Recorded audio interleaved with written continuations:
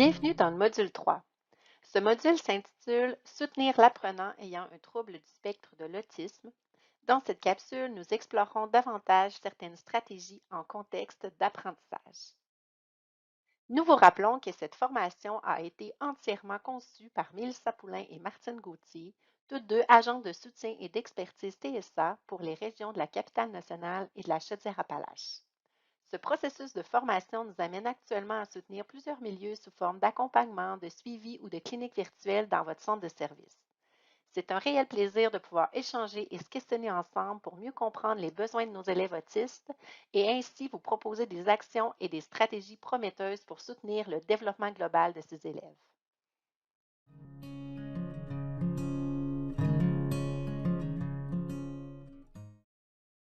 Les intentions de cette troisième capsule est surtout de s'outiller sur le comment faire afin d'impliquer davantage mon élève dans son processus d'apprentissage.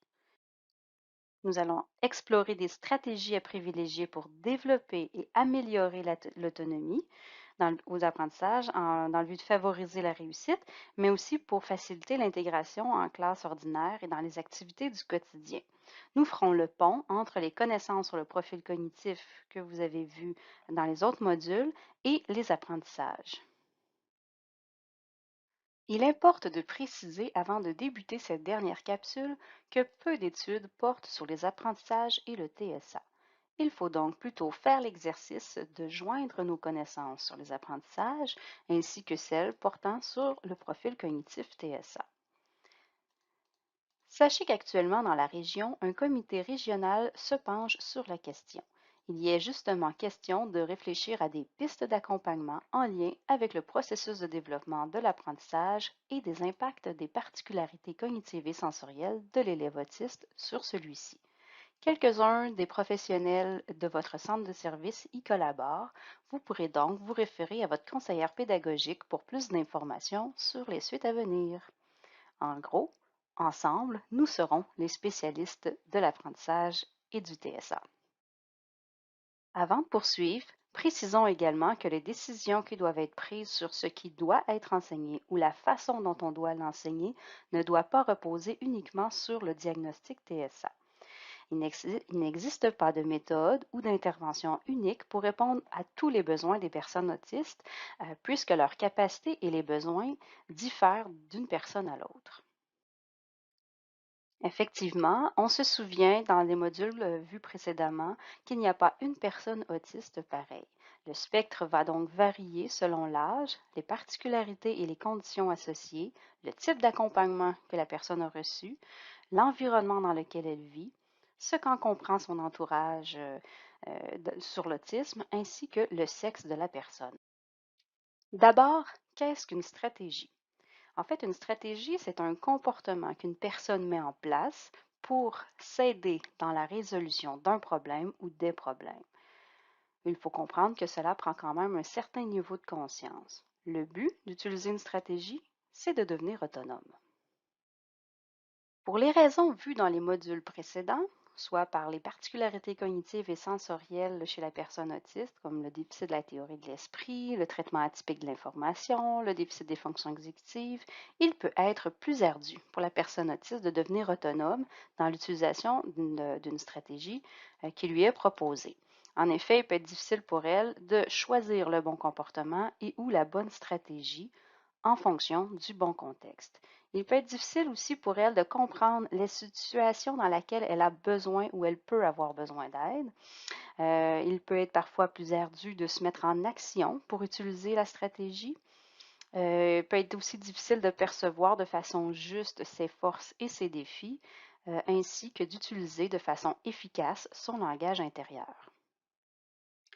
Choisir une bonne intervention ou une bonne stratégie d'apprentissage pour aider notre élève autiste, ça commence d'abord par bien comprendre chez l'intervenant qu'est-ce que le TSA. C'est en fait ce que vous faites en ce moment par l'entremise des 3 modules de formation ainsi que les accompagnements que vous avez reçus et ou que vous allez recevoir par votre conseillère pédagogique en adaptation scolaire. Il faut aussi avoir une bonne compréhension du profil global de votre élève. C'est un peu ce que notre processus de planification vous aide ou vous guide dans votre planification. Il faut avoir aussi une bonne compréhension et une maîtrise du contenu à enseigner, ainsi que les compétences qui y sont associées. Alors, il faut s'assurer que l'enjeu ne se situe pas dans l'aspect plutôt didactique du contenu à enseigner. Et si tel est le cas, ben, vous pouvez vous faire accompagner par votre professionnel, l'orthopédagogue, la CP matière ou par des formations continues en lien avec le contenu à enseigner. Ensuite, comme nous vous le répétons régulièrement au travers de nos formations, il faut réfléchir ensemble pour cibler les bons objectifs et les bons moyens. Tout au long de l'écoute de ce module, nous vous invitons à garder en tête les 3 principes essentiels vus au tout début de la formation dans le module 1. Ces 3 principes essentiels nous permettent de comprendre également qu'en enseignement et dans notre accompagnement général, il faut être conscient du rapport au savoir.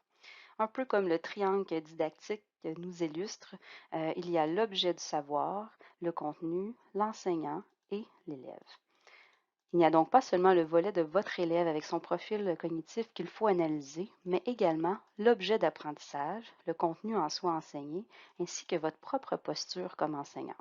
Chacun arrivant avec son vécu, ses croyances et ses perceptions face à l'apprentissage. Nous vous invitons à garder en tête notre ultime clé qui est la planification. On se rappelle que c'est à cette étape que nous prenons en compte l'ensemble des besoins pour bien cibler les moyens, trouver la bonne cible et l'objet désiré à enseigner. L'enjeu par la suite sera de voir ce que mon élève puisse généraliser et faire un transfert dans d'autres contextes. Voilà le défi pour la personne autiste. Le travail de l'enseignant et de son équipe sera de planifier cette guidance, cet étayage pour soutenir leur élève et favoriser une autonomie dans ses apprentissages. Alors, première étape, pourquoi planifier? En fait, ça permet de cibler les objectifs essentiels. Ce sera notre première étape vers l'évaluation de notre élève. Ça servira à établir notre intention de l'évaluation et nous permettra de faire une sélection des moyens vers une logique de progression des apprentissages. L'enjeu par la suite sera de voir à ce que mon élève puisse généraliser et faire un transfert dans d'autres contextes. Voilà le défi pour la personne autiste et le travail de l'enseignant et de son équipe sera de planifier cette guidance, cet étayage pour soutenir leur élève et favoriser une autonomie dans ses apprentissages. Prendre le temps de planifier, c'est aussi faire des choix, appuyer sur des données probantes. C'est de s'offrir un temps pour se les approprier, ces données. C'est également mobiliser les ressources disponibles autour de soi pour créer des conditions favorables aux apprentissages. C'est également proposer des défis qui sont à la mesure et à la capacité de votre élève. Mais surtout, ne pas oublier de planifier, d'impliquer votre élève. Alors, comment choisit-on le bon objet d'apprentissage pour notre élève? Nous vous proposons une orientation qui provient du projet CAR. Vous pourrez retrouver les documents et les pistes de réflexion directement sur leur site. Ces informations vous seront bien utiles pour l'aide à la planification de vos séquences d'enseignement. Vous pouvez également utiliser le code QR juste ici pour vous rendre directement au document. D'abord, nous devons nous questionner à savoir si l'apprentissage proposé à notre élève est préalable, c'est-à-dire est-ce qu'il prépare à un autre apprentissage, par exemple.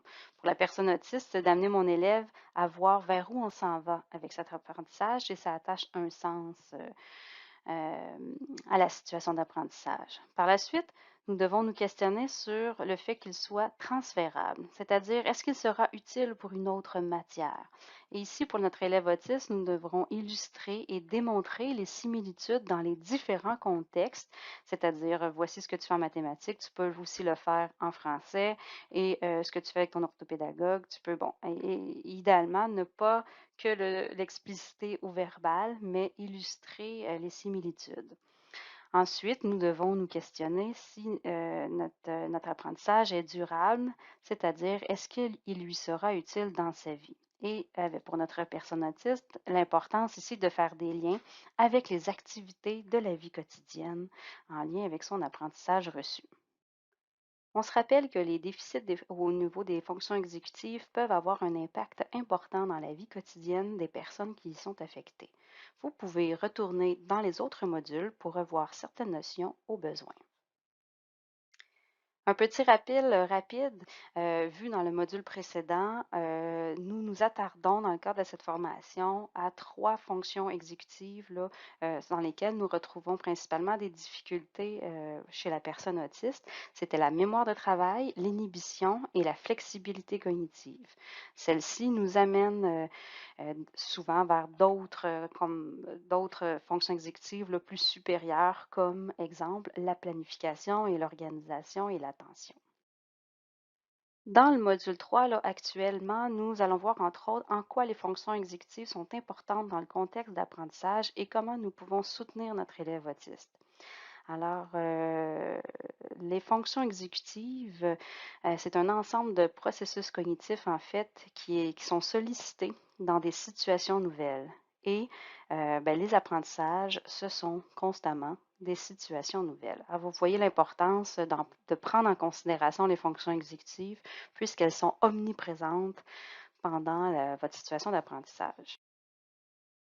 En classe, les fonctions exécutives vont permettre à votre élève de s'ajuster aux exigences du milieu, de conserver les informations dans le cerveau, de travailler avec les informations qui y sont stockées et de soutenir sa concentration et son attention.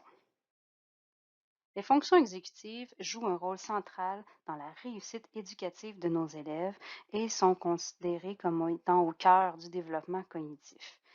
Elles sont intégrées au travers d'un processus de développement qui touche tant l'aspect personnel que social et s'étend bien au-delà du scolaire, d'où l'importance de les soutenir jusqu'à la vie adulte.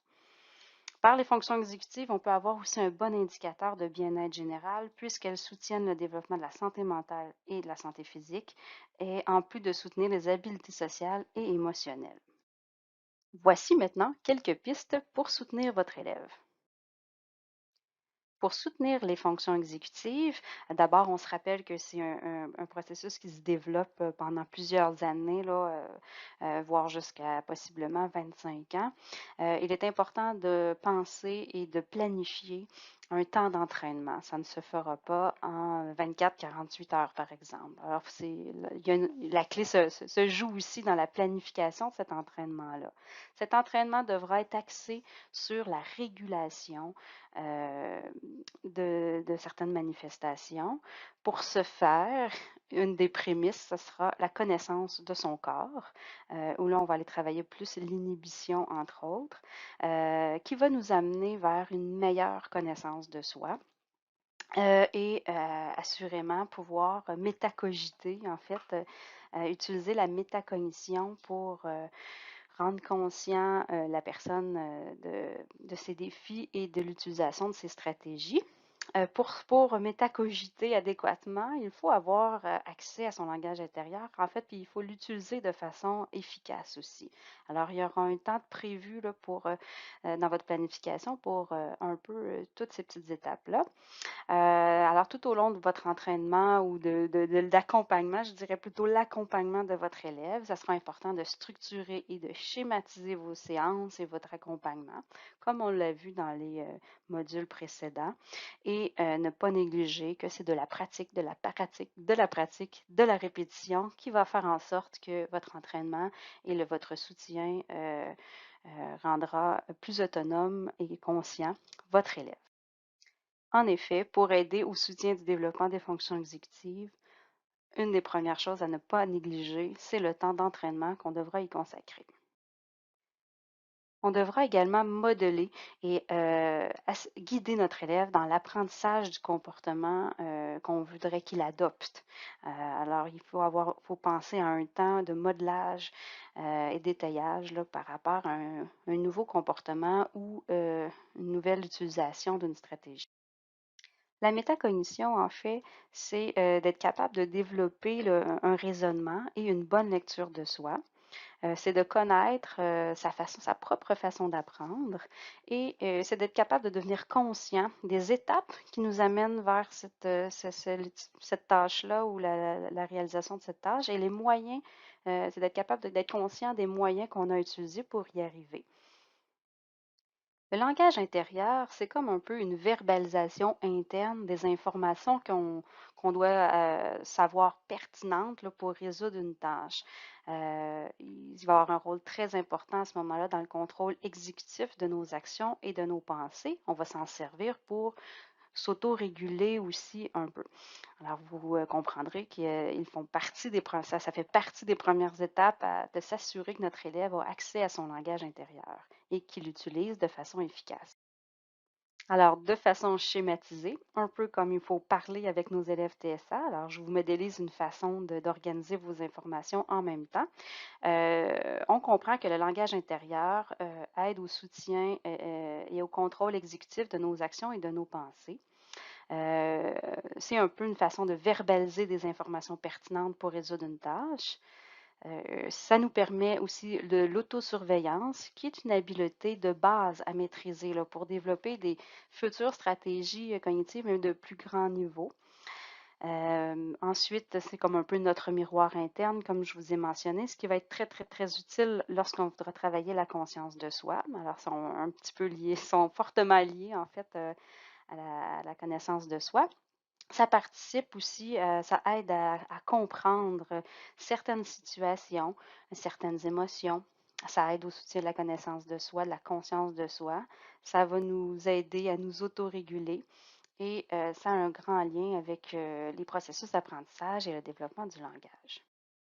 Pour la personne autiste et votre élève, en fait, il va être important de guider votre élève vers un bon langage intérieur afin de vous assurer qu'il y a une bonne lecture de soi, hein. En fait, il peut avoir des défis chez la personne autiste de traiter l'information, là, soit ses pensées, ses images qu'elle se représente, sa représentation de soi, qui peut être un peu plus ardue. Alors, l'adulte devient comme un peu un guide, un accompagnateur pour montrer le chemin et développer comme un peu l'arborescence de ce langage intérieur-là et de s'assurer que l'élève fait une bonne lecture de ce qui est en train de se passer et qu'il crée des bons messages là, dans son langage intérieur.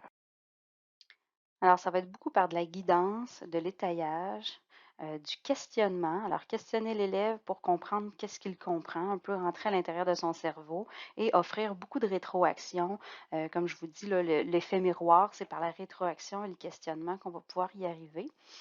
Tout ça pour en soutien à la connaissance de soi, pour connaître les stratégies à utiliser, connaître différents contextes. Puis quand je dis connaître différents contextes, c'est comme d'illustrer, de schématiser les similitudes qu'il y a dans certains contextes. Ça va être le défi pour la personne TSA, de développer les moyens en lien avec ces contextes-là et d'être capable d'évaluer les effets. Ça aussi, ça fait partie de l'autonomie, c'est de comprendre que ce qu'on fait, ça a un impact sur la tâche qu'on exécute et ou l'action qu'on désire mettre en place. Alors, une prémisse à la conscience de soi, c'est d'abord prendre conscience de son propre corps. C'est de comprendre que son corps existe, que dans son corps, on ressent des sensations physiques en lien parfois avec des émotions, des contextes, des situations, et que l'élève a besoin d'apprendre à gérer son corps. C'est un peu euh, une première composante à l'inhibition de l'impulsivité. Et on sait que pour être disponible aux apprentissages, il faut que l'élève soit dans un bien-être général. Donc, l'importance de débuter par cette étape qui mènera à la conscience de soi. Alors, comme nous avons vu dans le module précédent, il peut être ardu pour la personne TSA d'avoir une bonne lecture de soi due à son déficit de la théorie de l'esprit. Alors, la théorie de l'esprit, on se rappelle que c'est la difficulté à concevoir que dans la tête d'une autre personne, il se passe autre chose, mais on peut aussi avoir un déficit de la théorie de l'esprit sur la propre lecture de soi. Alors, ça va prendre généralement un adulte, un intervenant pour s'assurer de la bonne lecture de soi. Maintenant, quelques trucs en vrac. Pour soutenir le développement des fonctions exécutives et favoriser un confort dans des situations d'apprentissage et de nouvelles stratégies, il est important d'offrir des routines pour apprendre à anticiper. Offrir des récompenses immédiates peut aider à la motivation de votre élève à collaborer et s'impliquer dans ses apprentissages. Et en plus, comme cela va lui demander quand même un effort à peut-être important d'entraîner une nouvelle façon de travailler, euh, ben, c'est d'autant plus pertinent là, et motivant pour votre élève si des récompenses pardon, arrivent rapidement. Il est important également d'offrir des choix à votre élève et d'illustrer peut-être ces choix-là pour encore comprendre la similitude ou les différences dans les choix. Alors, je vous ai démontré un peu des graphiques ou des façons de dessiner ou pour que vous puissiez utiliser en fait ce qu'on vous proposait dans les autres modules, ce qui est le visuo-spatial, voir l'ensemble des informations. Alors, quand vous offrez des choix, pensez à ces petites clés-là aussi pendant votre entraînement spatial pour comprendre ce que vous essayez de lui démontrer et pour en fait ensuite lui offrir l'ensemble de l'information que vous voulez lui transmettre. En soutien encore aux apprentissages et au développement des fonctions exécutives, proposez-leur des cartes mentales et des réseaux de concepts pour expliciter différentes notions ou concepts. Encore une fois, pour aider à la planification et à l'organisation, puisqu'ils ont des enjeux souvent au niveau de la flexibilité, de la mémoire et de travail et tout, pensez à organiser par des codes de couleurs, des post-it, des flèches, des systèmes d'organisation où il est facile de se repérer tout en voyant l'ensemble de l'information à considérer. L'enseignement explicite peut soutenir énormément votre élève autiste aussi. Alors, ce qui est bon pour l'ensemble de vos élèves peut très certainement avoir un poids important pour votre élève autiste, puisqu'on va favoriser du modelage qui va aider à la compréhension. On va être en pratique guidée, c'est là qu'on va aller valider sa compréhension dans l'action. On va varier les contextes de pratique aussi. Et pendant cette variation de contexte-là, il va être important pour votre élève autiste d'aller lui démontrer, idéalement par écrit ou par schéma, les similitudes dans les contextes dans lesquels il doit utiliser son apprentissage et ensuite, bon, la viser vers la pratique autonome, encore là, pour consolider sa réussite. Donc, l'enseignement explicite peut être très, très, très pertinent pour l'ensemble de vos élèves, mais très certainement pour votre élève autiste également. Alors, le but dans tout ça, c'est de devenir autonome dans l'utilisation des stratégies, bien entendu, que vous lui proposez. Nous voulons vraiment que notre élève devienne autonome, mais est-ce qu'on en comprend tous la même chose sur qu'est-ce qu'être autonome? L'apprenant autonome, en fait, implique qu'il comprend son programme d'apprentissage. Alors, il va être important pour la personne autiste de lui démontrer l'ensemble de ce qui est attendu, peut-être avec votre progression d'apprentissage pour dire voici vers où on s'en va, voici d'où on part, de lui démontrer l'ensemble de l'information. C'est d'accepter qu'on a une part de responsabilité dans son apprentissage. Alors, c'est là qu'on va embarquer beaucoup dans la métacognition, la connaissance de soi et tout ça pour euh, s'assurer que la personne s'implique de façon efficace. C'est d'être capable de participer à l'élaboration de ses buts aussi en apprentissage. Alors, si la personne autiste comprend davantage vers où elle s'en va dans son apprentissage et le chemin par lequel elle devra passer, et qu'en plus vous co-construisez avec elle ce petit plan de match, il y a plus de chances que la personne devienne autonome. Quand on est rendu autonome, c'est qu'on est capable de prendre l'initiative aussi de planifier. Alors ça, c'est des étapes qui viendraient plus tard, mais quand même, sachez que le but ultime de l'autonomie, c'est entre autres ça, et c'est d'être capable de régulièrement faire le point et s'évaluer par rapport à nos apprentissages. Alors ça, c'est l'ensemble du but d'être autonome. Vous comprendrez qu'il y aura, par les particularités qu'on vous a nommées dans les modules précédents, il y aura des petits défis. Alors ça va être vraiment important de guider et soutenir votre personne, votre élève autiste. La clé va se cacher par la métacognition, par le type de questionnement dont vous allez lui faire émerger son raisonnement et pourrait rentrer à l'intérieur de leur cerveau et par la rétroaction adéquate que vous pourrez lui faire tout au long de son accompagnement.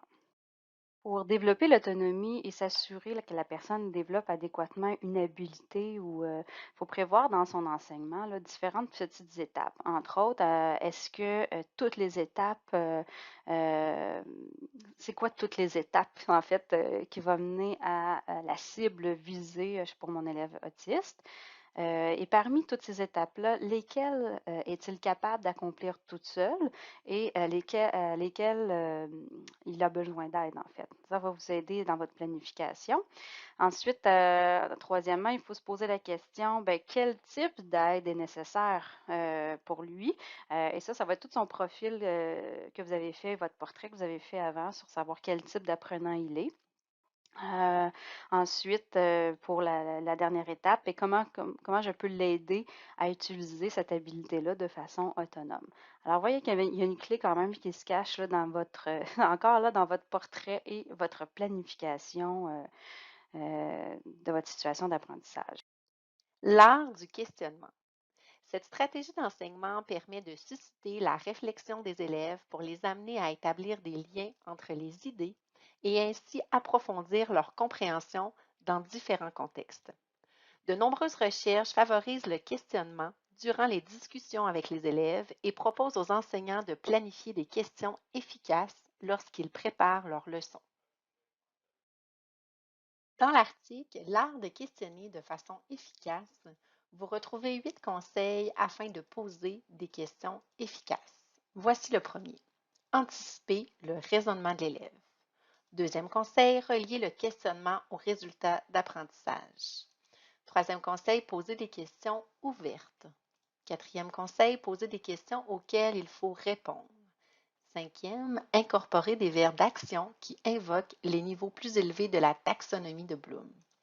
Sixième conseil, poser des questions qui élargissent la conversation afin d'inclure les autres élèves. Septième conseil, garder les questions neutres.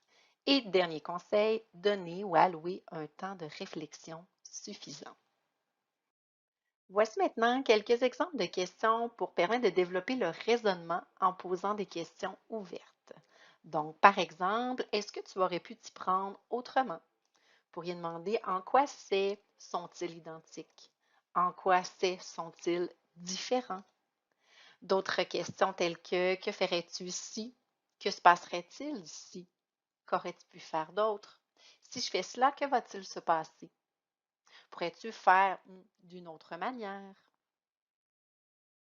Vous retrouverez aussi des questions pour amener l'élève à créer, à objectiver et à établir des liens, à partager leurs sentiments, leurs attitudes, à rapporter leurs expériences, à prédire, à inventer, à résoudre un problème.